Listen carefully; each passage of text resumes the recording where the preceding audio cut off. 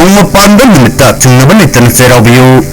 Handak Chahigi Oina Mars Taraga Mapan Asi Cheiraoba Nimitai Adubu Hairiba Nimit Asi Maitagi Thatata Thasu Haibadi Thasi Sutai Aduga Nongma Panda Sutai Masimak Namaram Oirga Miyamna Cheiraobasi Kamdau Nani Haina Chamamnaba Amapok Naribadu Thadokpiyu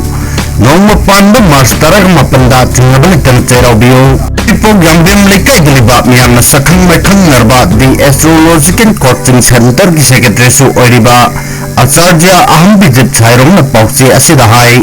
Bit Asi Thasu Amasung Nongma Panda Animak Tajaragasu Thasu Gi Pungtham Di Ayuki Pung Taruk Kamin Yang Kagihundai Second Kungamari Fawatani